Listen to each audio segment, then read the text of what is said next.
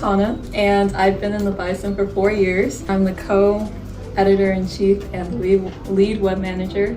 I'm planning on majoring in sociology. Hi, my name is Samya Madhukar. I'm a senior and this is going to be my 4th year on the Bison.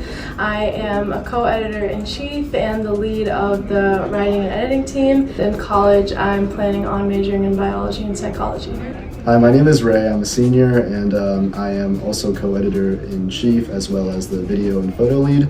I'm planning on majoring in biophysics or biochemistry in college.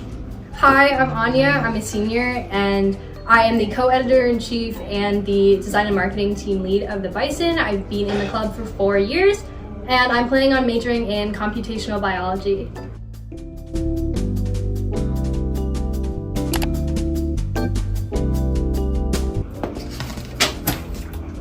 Okay, how do you find, join, and start or lead clubs? How do you get involved in extracurriculars like research, volunteering, and summer programs?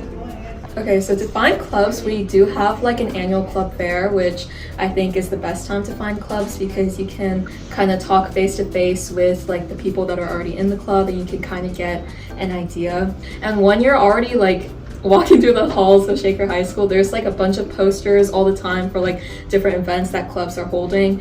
And to join a club, you literally just show up to a meeting, and you just show up every week. And that's how you kind of integrate yourself into the club. And the school also has like TVs in the hallways, and they'll have like slides of just like the clubs that are having meetings that day. So you can always look at that as well. I'd say that starting clubs is kind of a little bit of a complicated process, but it's definitely something you can navigate if that's something you're interested in.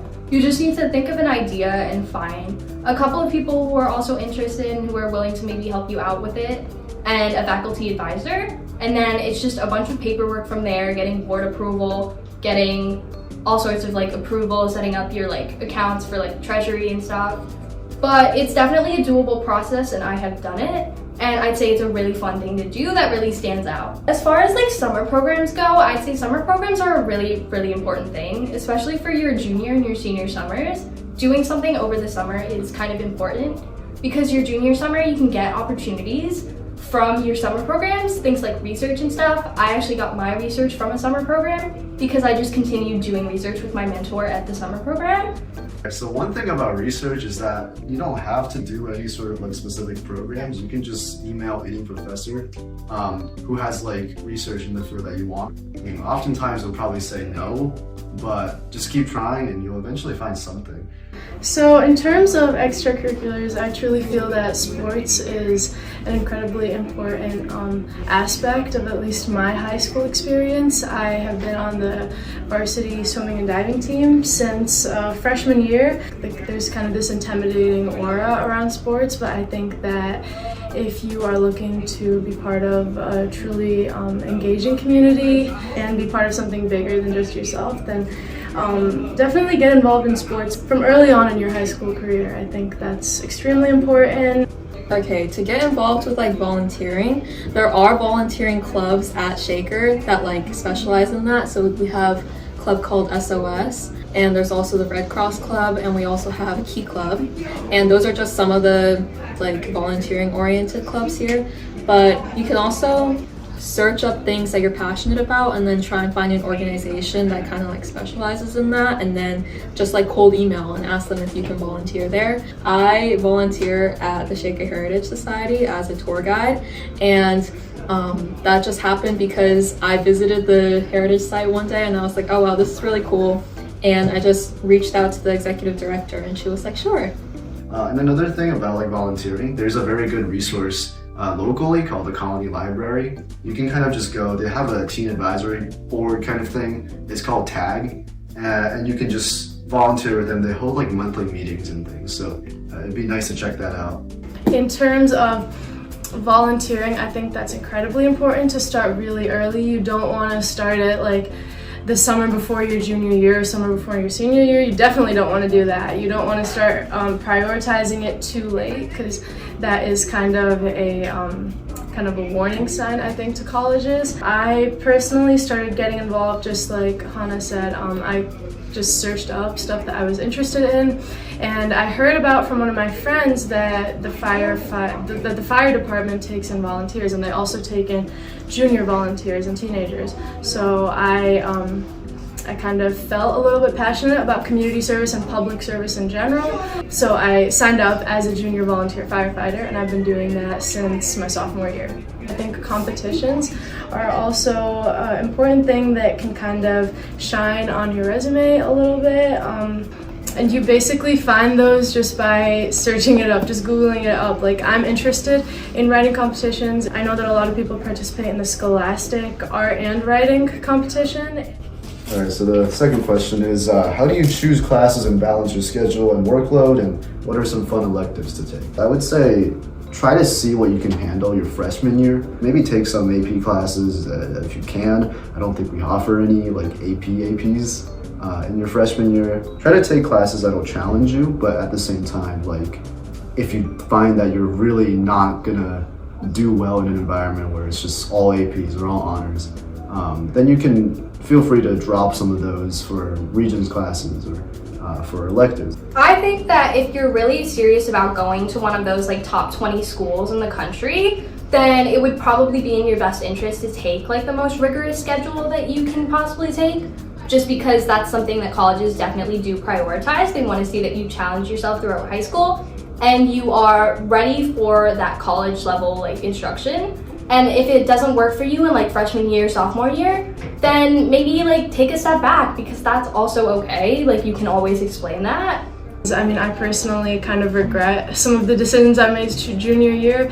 You don't want to be in that position, even if it means taking slightly easier classes, but also maintaining your GPA. I personally would support. For electives, I would say treat it kind of like to explore. So especially if you're kind of unsure what you want to do with your life career-wise, I would say electives are a really good chance to kind of explore your interests. An elective I really recommend you try out is computer science. I've taken a lot of electives in the computer science department, and I think they're great because the workload is really light, since they're like classes based on independent work time, and computer science itself is a subject based on like logical thinking. So it's one of those things where if you get it, you get it. But if you don't get it, you're probably gonna figure that out in Comp Sci 1, which is only a half year, so it's great knowing that you tried something out and you learned that it wasn't for you in just half a year, and you're not wasting money in college maybe finding that out when you're paying money per credit and you're taking a class that you have no idea what to do with. We have a really good art department at Shaker,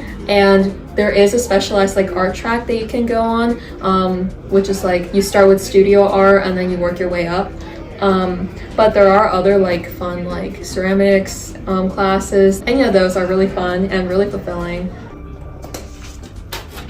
So our third question is, when should I take the SAT and the PSAT? Which AP should I take and how should I study?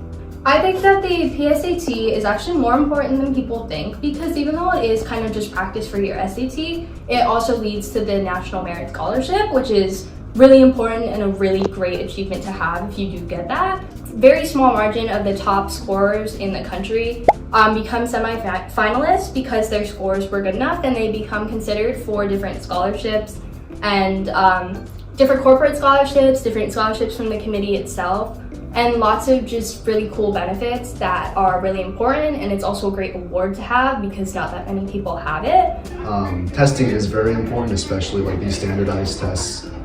So one method I would say to study for the SAT is use the College Board's question bank. 100 plus questions that have been on previous exams. They also have like practice tests on Blue Book if you haven't looked at those already. But definitely try to think about this maybe in your sophomore year, especially if you have taken or are taking Algebra 2, because that's the highest level of math that you need for the exam. I would really recommend taking the SAT this summer before your junior year. And if you don't get a score you're happy with, then like take it throughout your junior year, just because the summer before your senior year, you're gonna be so like stressed trying to work on other parts of your application. One important distinction about the SAT is that you can super score. And what that means is basically if you've taken it multiple times, and let's say one time you had a really good math score, but a really bad English score, and then the other time you had a really good English score, but a really bad math score. it'll take the best out of those two sections. So that's personally what I did. And don't worry too much about it. To a certain extent, it really just like is a check mark for the admissions officers to fill. If you have, a high enough score, they'll be like, okay, cool. So out of everything, I would say worry least about the standardized testing portion.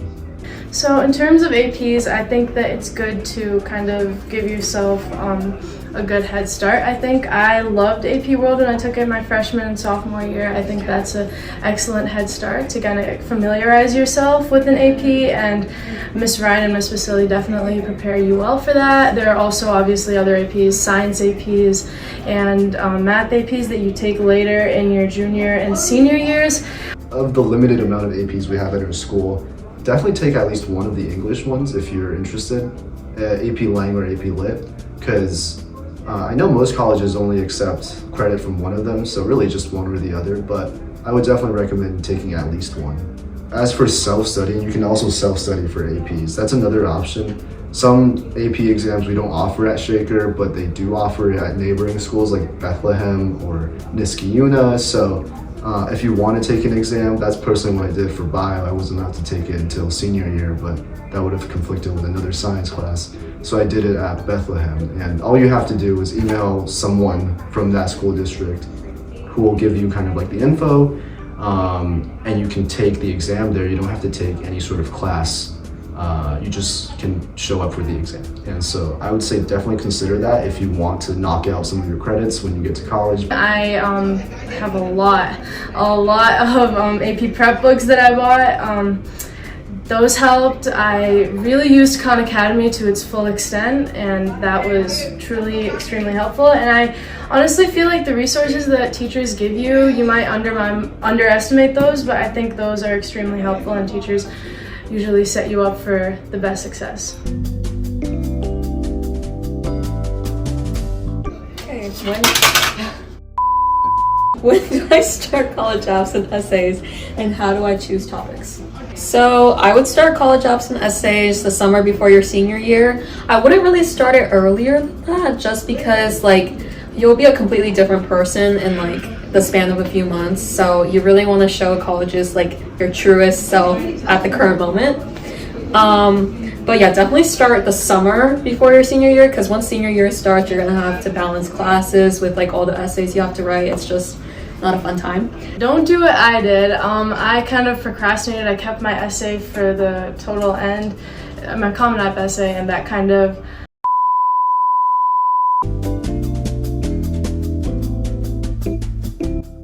Alright, this is Ray. I'm just going to quickly do a dissection of the Common App, what it is, and the components of it. So, the Common App is the most popular application platform, and aside from all the horror stories, I'm just going to show you what it actually looks like, what you actually have to do, and I'll try to make this fast. So, really quickly, the Common App itself looks like this. It has 7 sections that you really have to complete.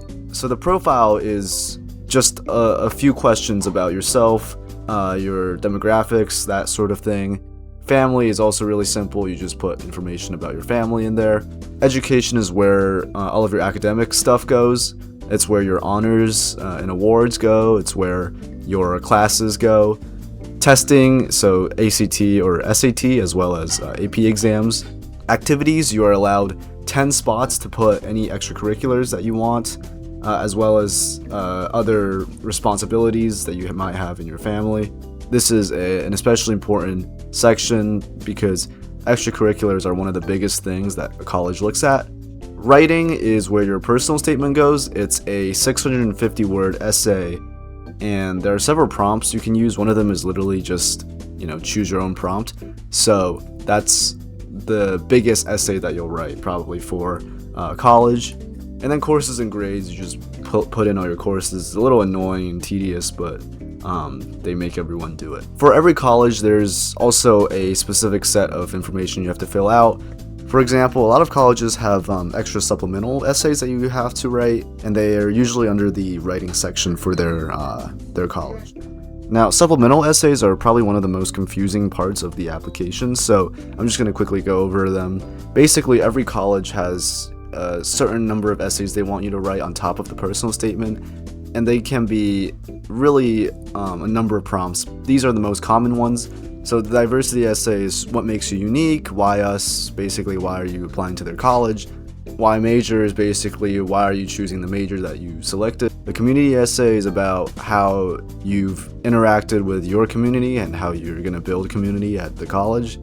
The argument essay is about how you deal with arguments and resolve conflicts. And challenges essays is how have you managed a difficult situation or time of your life. Now, a college can choose to have you write any of these or none of these. And so it depends on the college itself, but most colleges will typically have you write at least one or two. And so the more colleges you apply to, the more you have to write, which gets really annoying. And finally, just another distinction, there are several types of application platforms and cycles. So the Common App is the most popular, but there's also different ones like the Coalition app and the QuestBridge application. Both of them have their own purposes, so I'm not going to go over them too much. And there are a number of cycles for college applications, so you don't apply to all colleges at the same time. There's an early cycle and a regular cycle. The early cycle is on the top. You have to complete these applications by either October or November, very commonly November 1st. And, you know, for early action itself, you can apply to a lot of colleges, and you're not limited to the amount of colleges you can apply early action.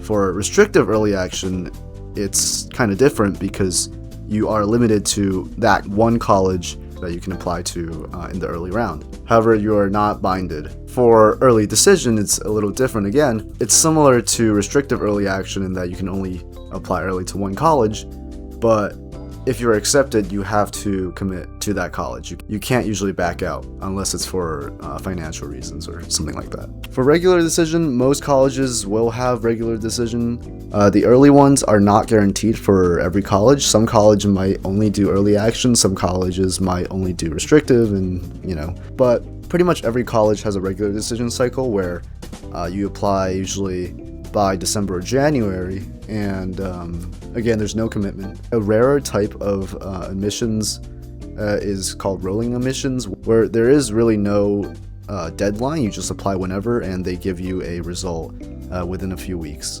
And so, yeah, back to the video. I kept my essay for the total end, my Common App essay, and that kind of was definitely stressful the week before November 1st because I was applying early action. I strongly recommend. It's like crucial that you kind of get those essays, at least mainly your Common App essay, kind of done the summer before your senior year.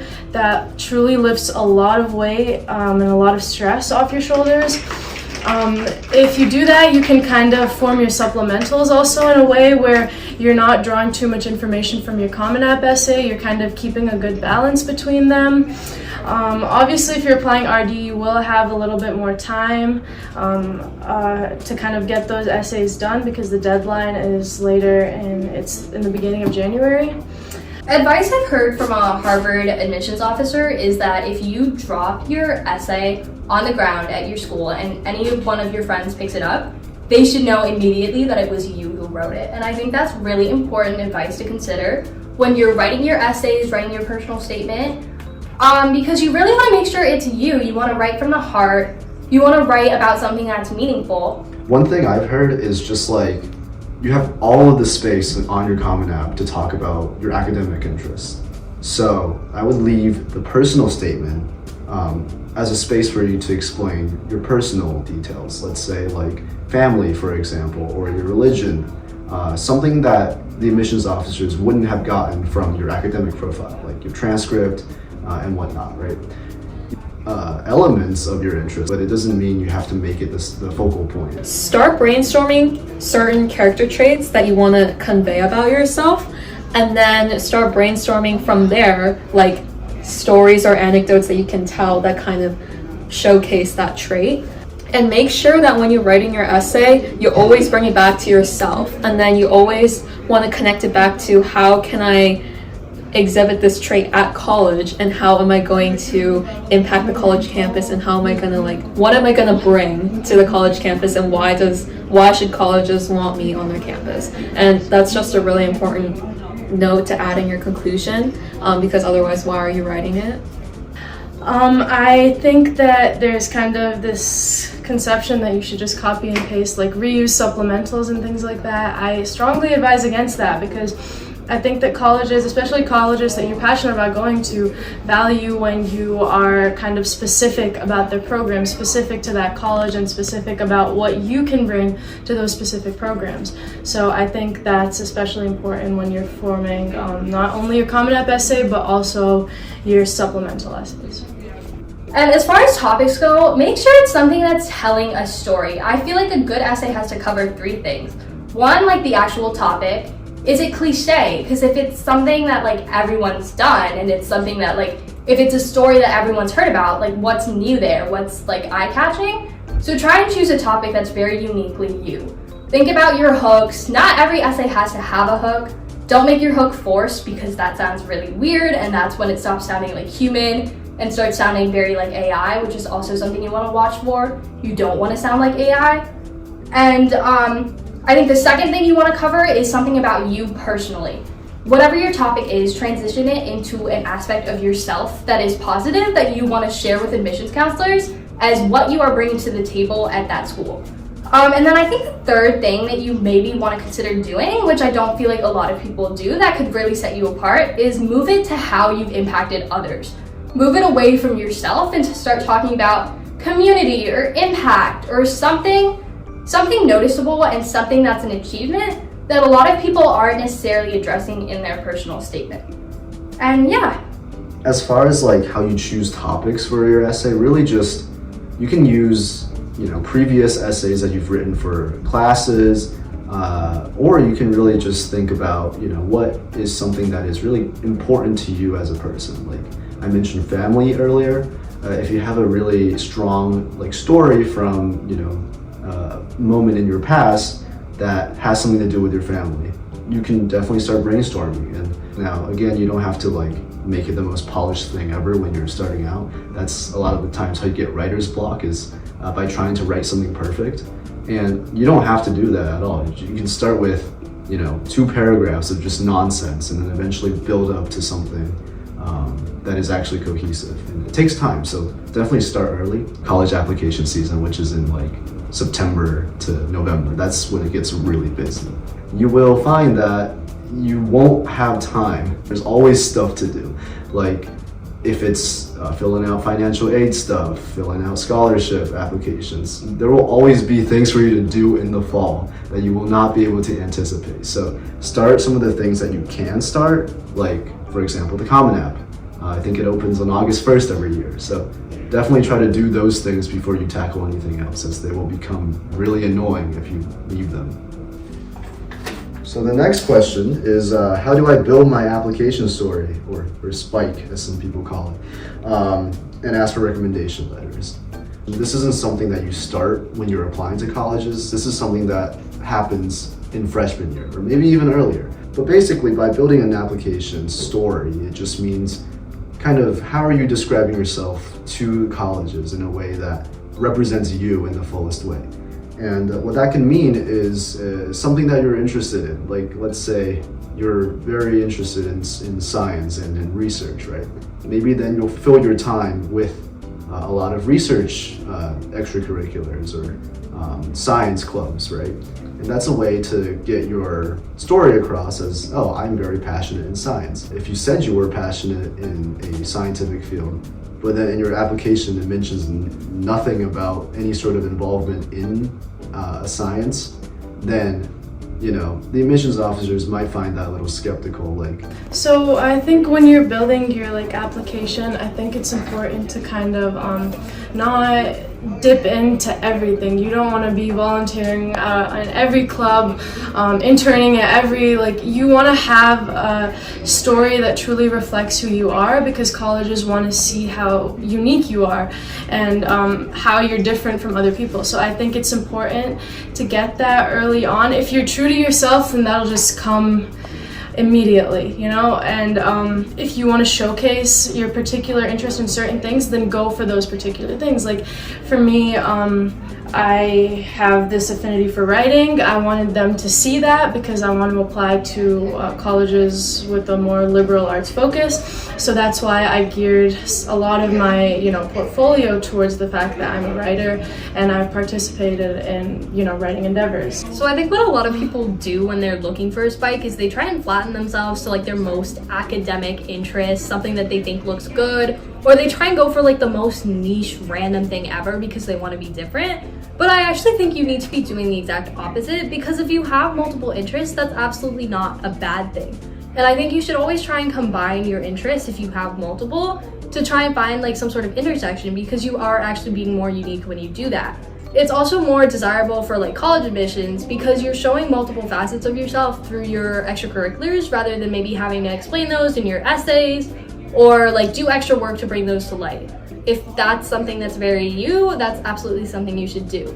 But if you do have just one singular interest, that's totally fine too, because I think the people who are truly interested in whatever that thing is will go pretty far in that thing and will get to a level where all of their activities in that like subject are going to show the same sort of like multifacetedness and that same wide range of positive qualities because they've just gone so far in that thing. I think if you have a career in mind already, I would obviously say try and join clubs or like try and participate in like volunteering opportunities that relate to your desired field. But if you were like me and you don't really know what you want to do and you still want that kind of like spike in your application, I would say just do what you like doing and then the spike will kind of like make itself, which is kind of I know ambiguous. For example, for me, I really was interested in art and I knew I didn't really want to pursue art like for my career, but I loved it anyway, and so I took a bunch of art classes.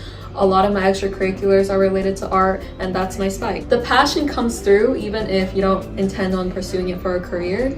And when should you ask for recommendation letters? I would say between May and June of your junior year.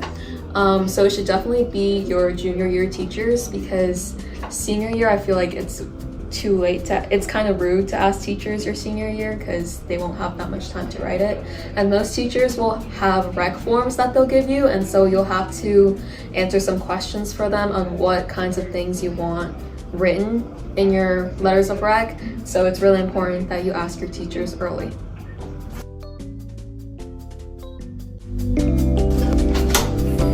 How do I research schools, understand reaches, targets, and safeties, and show interest? I personally use the college vine and niche thing kind of to get me to kind of create a balanced list, think about schools. I think there's this tool called Niche, where you can put in your like extracurriculars and your classes and everything, and it'll calculate for your school list like what your personal admissions chances are in comparison to the actual like admissions rate. And you can see which schools would be safeties for you, which schools would be reaches, which schools would be your targets, just based on who you are and not who all the other applicants who are applying are, because that's the rate you're getting when you look at like a ticket number for like admissions rate. It's also important not to overuse that and kind of base your entire college list just on that, because obviously they don't understand your own personal interests and stuff like that to the extent which you can. But it's kind of a good foundation for where you're trying to go to. So Shaker has just adopted this new thing called Zello, right? And previously it was been Naviance, but basically you can find it in ClassLink. But the important thing is it also has a lot of information on just like general college information, right? Like there's a whole section in Zello where you can find kind of which students or like how many students have applied to a certain school in the past. And if they got rejected or not, or accepted, you know. And you can look at that as like an indicator to see, oh, okay, maybe this could be a reach for me, or this could be a safety. Same thing goes, you can also go on Zello to find information about the college themselves. Like there's different parts of the website that'll take you to like the information on their class sizes and their location. So Zello is a decent resource, I would say. You can also just find information about colleges like online, like on Google. It's available and it's free. think it's a good way to research colleges. I'd say for researching schools, just make like a list of what you're looking for and what you're not. Because even if you don't think you have anything you're particularly looking for, I assure you, you 100% do. You just weren't sure like how it would fit into your college search. So like, what kind of state do you want to be in? Rural or like urban? Do you want to be in a big research institution versus like a smaller liberal arts college? Just think about all the different aspects that there are to your college experience, not just your education, but like the whole experience that you're having for all of those years that you're there. What is it that you absolutely can't live without? What is it that you're willing to compromise on? And what is it that you just really don't care about? One last thing is you might get like some emails towards your junior or senior year from the colleges themselves, like virtual information sessions, and you can definitely apply for those if you want as well. There'll be a new, I guess, refreshing voice from an actual admissions officer that could potentially give you more information about whether or not you want to apply to a school or not. What should I know about financial aid, scholarships, and special programs like honors or BSMD? So the biggest thing about financial aid is making sure you fill out the FAFSA, which is the government aid, and then the CSS profile, which is aid that you get from the school itself. You need to fill out both, okay? And they both open usually early October, and I would submit it as soon as possible. It costs money to send the CSS profile to schools, but it's worth it. They won't tell you the deadlines, like they'll be like, oh, the deadline is all the way in June, you'll be fine. But I've heard that the sooner you fill it out, the better. And it's stupid. And it's just a really weird process because then you have to get your tax returns from like 2 years back. And if you don't have those documents readily available, then it might take you longer to fill out the applications. And both the FAFSA, I think the CSS profile is definitely a lot more annoying to fill out. You need more information on like your assets, your financial situation from both your parents. Your siblings also count in that. So it's a really annoying process, and I would definitely recommend that you get started as soon as possible. They usually open in the fall. Scholarships, you have to kind of look for them yourself. Some of the big ones are like the Coca-Cola Scholarship, the Gates Scholarship, and the Cameron Impact Scholarship. The Cameron Impact one, it's full ride, but I think the early like deadline is like May or something of your junior year. So make sure to like research those beforehand so you know you're aware of the deadlines and you can actually apply to them. So honors like programs, sometimes they'll have like I know for Stony Brook at least, you submitted your application on Common App and you had to get access to a separate portal to submit all your honors essays. So I think if you're looking at schools to apply for their honors colleges, you definitely don't want to leave that for the end. You don't want to submit that like November 1st morning or something like that, because you won't get access to the honors portal. You want to there's a longer process to kind of be part of that, so you definitely want to get that done early. So a lot of schools offer different options to have more of an honors education, different special programs depending on your academic interests. So a lot of schools, especially state schools, will have honors colleges and different honors programs. And basically there are a lot of different benefits that you can get from those. They vary based on school and program. Some of them I know have priority housing. You might get air conditioning where other students don't. You can get priority course registration. You can get different advising, like more personalized advising. So there are a lot of great benefits, and I'd say definitely look into those at the schools you're applying to, especially your safety schools, because a lot of your safety schools will have those, to see if there's anything that really benefits you with the education you want to have and something that your stats kind of match up to. There are also a lot of different combined dual degree programs that you'll find at different schools, some of which are like BSMD programs, which is a combined Bachelor of Science and medical degree. So that's like an 8-year, 6-year, or 7-year program where you're just straight through, you get your admittance to med school when you apply to undergrad if you get into that program.